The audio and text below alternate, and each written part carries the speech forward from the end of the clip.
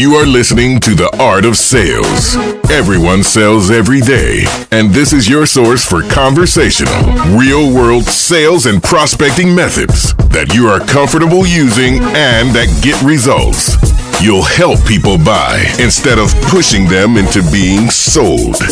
Here's your host, Art Subcheck. Well, hey, welcome back, and thank you again for joining me. I had a show planned today where I was going to share some sales tips with you, but I am so inspired by what I did over the weekend. I just wanted to share a personal story, and then also what we had covered over the weekend that you can benefit from as well. First of all, I think I've mentioned this before. I am a lifelong student of sales and marketing and persuasion, influence, psychology, really a lot of different things that all go into what I do in my professional life, but also my personal life, because let's face it, we're selling and marketing all the time. And I've invested hundreds of thousands of dollars, probably more than that, in my own education over the years, and I continue to do it. And right now, I'm actually in a couple coaching programs. One is on business and marketing.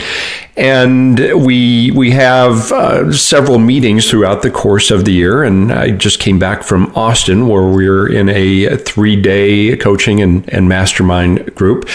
And it was just awesome, as it always is. And in addition to the great material that we covered, the geeky marketing stuff, it's always energizing to be around people who are doing amazing things and to hear their inspirational stories.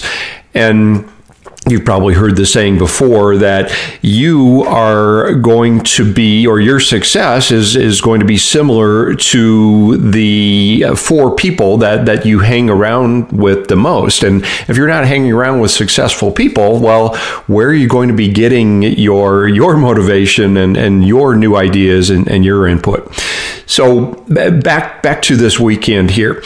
Now, I don't know about you, but like many people, after a workshop or a seminar, I am jazzed. Man, I am motivated. And I also have to admit, like a lot of people, I tend to not follow through with all of these great intentions because I am ADD. I admit that. So it's kind of like squirrel, this idea, that idea. And it seems like there's so many things to do after coming back from one of these. And then also, sometimes the huge goals, they just look so daunting, right? When you're looking up at the top of the mountain, then it becomes relatively easy to slip into the same habits that I was in prior to attending and absorbing all of this great material and coming back with this briefcase full of ideas. And I can tell you, this weekend was a little bit different, though. There was a huge focus on what is really most important in achieving anything huge, and that is starting small, focusing on one thing at a time. And then the next thing, and then the next thing. And you've probably heard the stories and the motivational quotes. For example, how do you eat an elephant? Well, one bite at a time. And then I didn't even realize that is there's a book of that same name. Here's another one. The journey of 1,000 miles begins with a single step. Or you don't have to be great to start, but you've got to start to be great. And all those are so true, aren't they? Hey, you can't say, beam me up to success, Scotty. A little original Star Trek reference there. Might be lost on some of our younger colleagues. There are people in my group, get this, who did not have a business or even a list 12 to 18 months ago. And now they're bringing in over $1 million a year. How did they do it?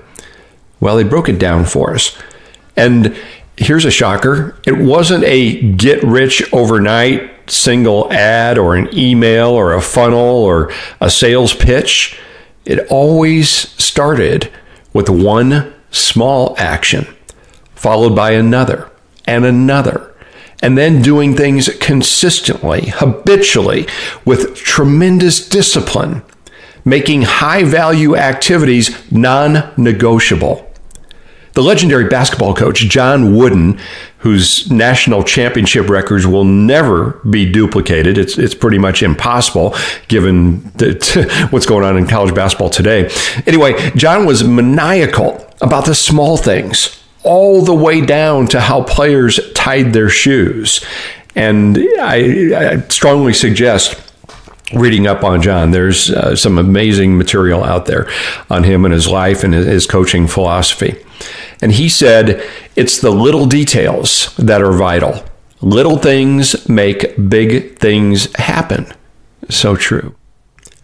Quick story for you.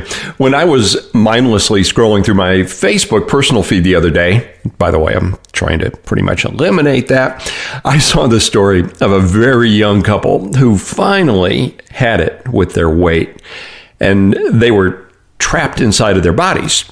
That's what they said. The woman weighed over 430 pounds. Yeah.